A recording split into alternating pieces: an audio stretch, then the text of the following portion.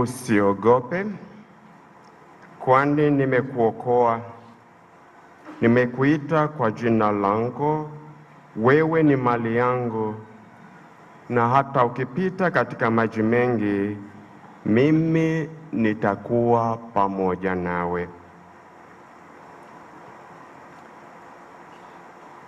Mpendwa na Mhashamu Baba Askofu Mkuu Thadeus Ruwaichi, Mhashamu Baba Askofu Msaidizi Heri Mchamungu, ndugu zangu mapadre, wapendwa na familia, na wote ambao mnashiriki ibada hii takatifu ya misa. Kwa neno hilo la Nabii Isaya ambalo kimsingi tumelisikia katika somo la kwanza, tungependa kuanza tafakari ya leo.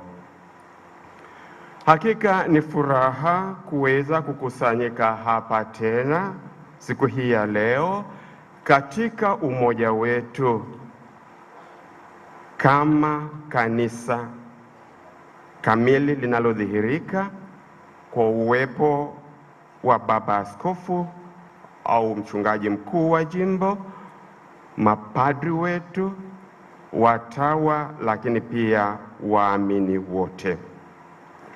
Katika upamoja huu, sura kamili ya kanisa kama familia na kama watu wa Mungu inadhihirika wazi. Kwa namna pekee, sisi mabate wa Benediktini wa hapa Tanzania tunayo furaha kubwa kwa pamoja nanyi, hasa baada ya kukosekana mwaka jana kutokana na kutokuwepo nchini. Pamoja na Wabenediktini wengine waliopo kaka zetu wadogo, lakini labda wakubwa waliopo, na dada zetu wakubwa na wadogo wa Benediktini waliopo, tunawakaribisha kutafakari ujumbe wa Mungu katika siku hii ya leo. Pamoja na kukumbuka siku ya mashahidi wa Pugu, Wabenediktini waliomwaga damu yao hapa miaka kadhaa iliyopita, kanisa katika jimbo kuu linahitimisha rasmi mwaka wa jubilei kuu. Bila shaka bado tunakumbuka kauli mbiu yake, Jubilei Kuu 2025, mahujaji katika matumaini. Nawashukuru sana. Na nilivyokuwa nakuja asubuhi, tumeingia hapa, tumeona umati mkubwa wa hawa watu waliovaa vizuri, wenye furaha. Wengine wako na mapadri wanaungama, na wengine wanasali katika kile kikanisa pale juu. Watu ambao wanajielewa, watu ambao wana malengo. Nikaangalia kama kuna aliyokuwa amevaa kijora.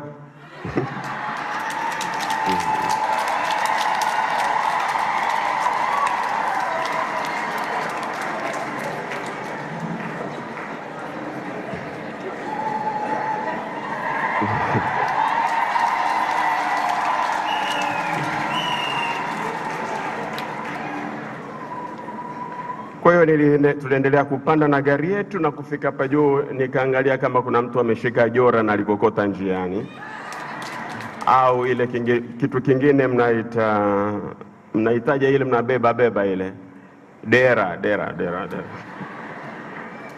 Hakuna kubeba dera au kubeba kijora. Kwa hiyo kama vile tunavyosoma katika kitabu cha Ufunuo, watu hawa ni akina nani? Hawa ni akina nani? Katika kitabu kile tunajibiwa, hawa ni wale ambao wameosha mavazi yao katika damu ya mwana kondoo. Na ninyi hapo.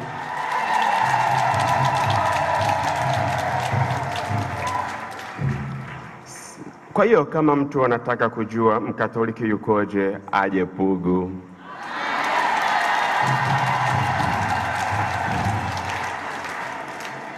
Katika tafakari yetu, ndugu zangu wapendwa, ningewakaribisha tuangalie mambo matatu. Jambo la kwanza ni kutazama nyuma kwa shukrani. Tunafunga mwaka wa jubilei, kwa hiyo ninawaalika tutazame nyuma kwa shukrani. Hii itakuwa jambo letu la kwanza, na jambo letu la pili nitawaalika pengine kutafakari kuhusu maisha yalivyo kwa sasa, maana yake ni nini. Lakini shauri letu la tatu, nitawaalika tutazame mbele kwa matumaini. Na haya yote ni kutoka katika masomo yetu. Tunapoangalia katika somo la kwanza katika kitabu cha nabii Isaya, tunamwona Mungu au tunakutana na Mungu anayejali, Mungu aliyeko pamoja na watu wake, Mungu ambaye akiitwa anaitika, Mungu ambaye kama watu wana mashaka yupo kwa ajili yao. Na kwa sababu hiyo neno kubwa sana katika somo la kwanza ni don't be afraid, usiogope. Lakini ujumbe huo unaelekea pia kwa namna pekee katika somo la pili kwa Waroma, ambapo tunamwona Mwenyezi Mungu pia, au tuseme Paulo anavyoandika, kuna ile hali ya kutamani mambo mazuri. Tunazungumzia kuhusu kutarajia. Na pointi hiyo tunaweza tukaijumlisha na somo la Injili kwa kweli kuhusu kutumaini, kuhusu matumaini. Injili tunaona kwamba wanafunzi ni kama wamepoteza matumaini, lakini matumaini yao sio kitu cha kupotea. Yesu yupo, Yesu yupo. Basi hatua kwa hatua tuangalie pointi hizi kama nilivyozisema. Wapendwa, mimi sitoki katika jimbo hili, lakini mimi naamini kwamba kuanzia katika jumuiya ndogo ndogo za jimbo letu kuu, katika vituo vya sala, katika vigango, katika parokia, katika konventi za watawa wetu, na hasa pia katika jimbo kuu, seminari kuu, popote, jubilei kuu haikuwa tu kitu cha nje, kitu cha kusemwa tu. Ni kitu ambacho kilikuwa hai, ni kitu ambacho kilishikika, kilionekana, ni kitu ambacho hakikuwa dhana ya mawazo tu. Ninaamini kuwa wachungaji wetu katika jimbo, watawa, pamoja na ninyi waumini wapendwa, mlishiriki wote kikamilifu katika kufanya mwaka wa jubilei kuwa mwaka hai, mwaka wa matumaini, mwaka wa furaha. Haukuwa tu mwaka au jubilei ya kuzungumza tu, padri anasema kitu fulani tu. Ninaamini kwamba jubilei hii pamoja na matunda yake ya kiroho yalishushwa chini katika familia, katika jumuiya, katika parokia na katika maeneo yote ya maisha yetu. Na kwa sababu hiyo ninaamini pia kwamba wewe muumini umepata nafasi au walau bahati ya kutambua kwamba maana halisi ya maisha ya Mkristo, maana ya maisha yake ni hija. Ni hija. Leo mmetoka majumbani, mmekuja hapa, mmefanya safari. Safari hiyo mliofanya fupi ni kielelezo cha safari ya maisha yetu. Maisha yetu yanatoka kwa Mungu, yanaanza katika Mungu, tunatembea katika Yesu pamoja na Mungu, na tunaelekea wapi? Tunaelekea kwa Mungu kwa kweli. Kwa sababu hiyo tunaweza tukasema kwamba Mwenyezi Mungu ametembea pamoja nasi katika hali zozote tulizokuwa nazo. Pale ambapo kulikuwa na hofu, Mungu amekushika mkono, amesema usiogope. Na pale ambapo ulikuwa umekata tamaa, uso umekuwa mrefu, matumaini yamekwisha, Yesu anaonekana anatembea na wewe tena, kukujaza matumaini, kukuambia kwamba bado nipo na mauti hayajanishinda. Ndugu zangu, bado tupo katika harufu ya Noeli. Tupo katika harufu ya Noeli, na napenda kuwakaribisha pia tufikiri kidogo kuhusu sherehe ya tokeo la Bwana ambalo tuliadhimisha hivi karibuni. Wale majusi walikotoka ni mbali, walikokuwa wanaenda ni mbali. Hawakujua ni kilomita ngapi, watahitaji siku ngapi. Hawakuwa na GPS, ile mambo ya kuwasaidia watu kutambua waliko, lakini pia hawakuwa na Google Maps, hawakuwa na ramani, walikuwa wanakwenda. Lakini walifanya kitu cha maana, waliamini, walitumaini, walitazama nyota, na sio kwamba walitazama na kusimama, walitazama na kutembea. So imani sio shauri la kujisikia kwamba unajisikia vizuri kwamba unamwamini Mungu. Hakika Mtume anatuambia kwamba imani bila matendo imekufa. Na kwa sababu hiyo hawa watu wanatembea. Huwezi kukutana na neema ya Mungu kwa kukaa hapo hapo. Hata kama Mwenyezi Mungu anakuletea muujiza namna gani, na kama hiyo nyota, muujiza uko Bethlehemu, muujiza mwingine uko mbinguni, wewe unaalikwa kufanya kitu, kutembea. Kwa hiyo imani yetu ina maana tu, au inaweza tu kudhihirika ikawa hai katika kutenda kwetu, katika kusema kwetu. Sasa katika kufanya hayo sio kila mara mambo yataenda kirahisi, na kwa sababu hiyo Isaya anazungumzia kuhusu Mwenyezi Mungu kukupitisha katika maji mengi. Zaburi ya 8 pia inazungumzia kuhusu uvuli wa mauti. Hata kama nitapita katika uvuli wa bonde la mauti, Mwenyezi Mungu ni mwaminifu. Mwenyezi Mungu atakupitisha, Mwenyezi Mungu atakulinda. Na kwa sababu hiyo tumshukuru Mwenyezi Mungu aliyetembea nasi katika kipindi chote cha mwaka mzima. Sote tunakubaliana kama Watanzania na kama wanakanisa kwamba mwaka 2025 haukuwa mrahisi kivile. Lakini hata hivyo tusisahau, Mungu ni mwaminifu, Mungu yupo, tuendelee kumtumainia na tuendelee kwa matumaini katika hija ya safari yetu kama wanakanisa na kama Watanzania.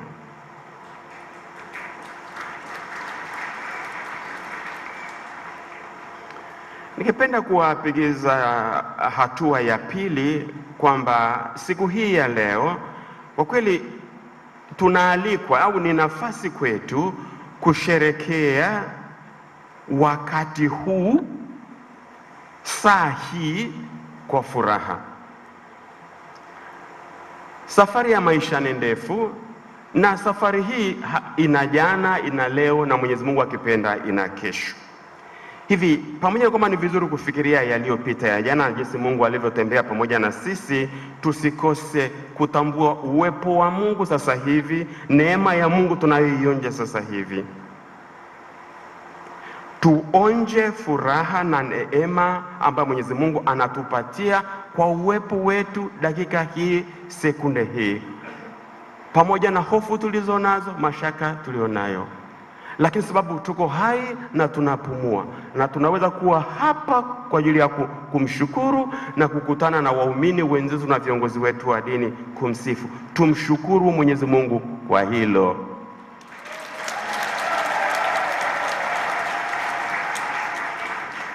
Hapa tulipo ndugu zangu, sasa hivi tu tumesimama juu ya mabega ya wale waliotutangulia.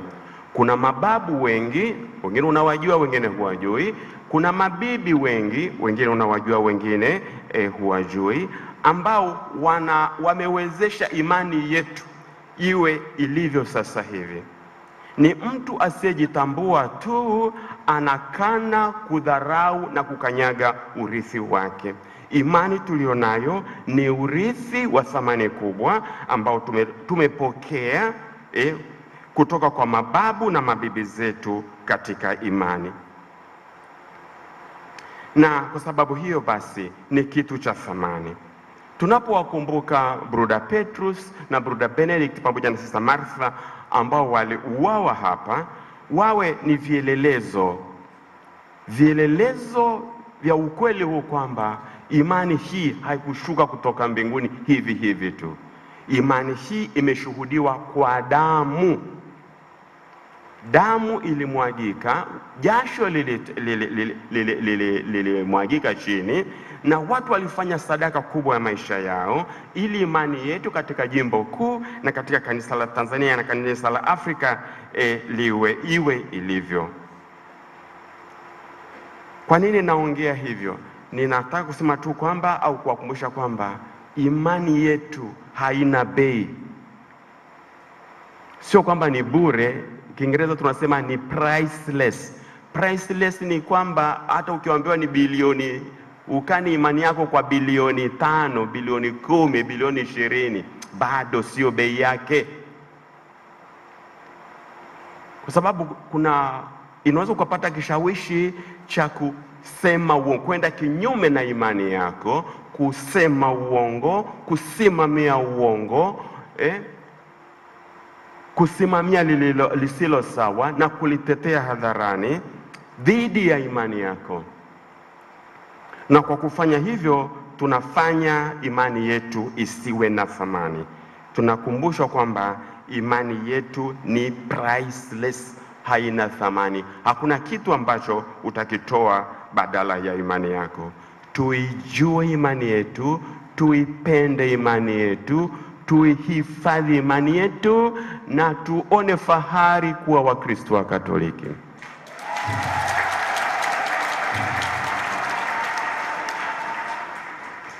Na kuendana na hilo kuna pointi moja ya ujasiri. Ili kuitetea imani inakupasa kuwa jasiri pia. Martha sister yule, Benedict brother yule na mwenzake waliuawa sio kwa sababu walikuwa ni waoga, walikuwa ni majasiri. Na katika ujasiri huo, kwa kusimamia imani yao, walikufa. Ujasiri huo uendelee kuwa pamoja nasi katika kanisa letu leo na sasa.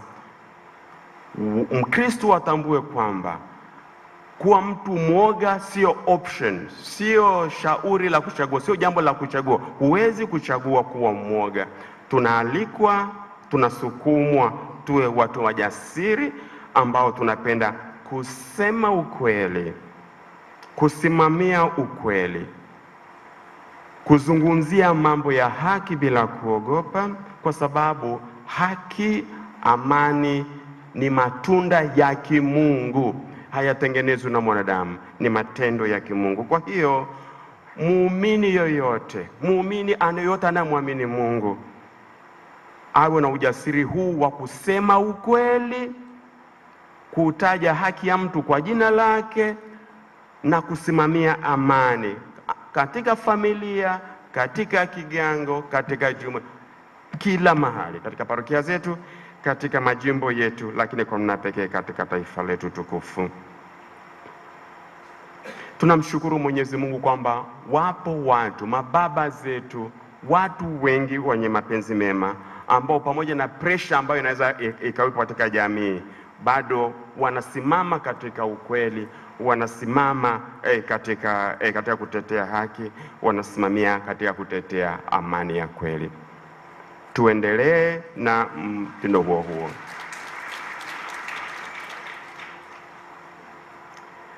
Na jambo la mwisho, ndugu zangu, ni nawaalika tutazame mbele sasa kwa matumaini, na hapa ninawarudisha tena katika Injili.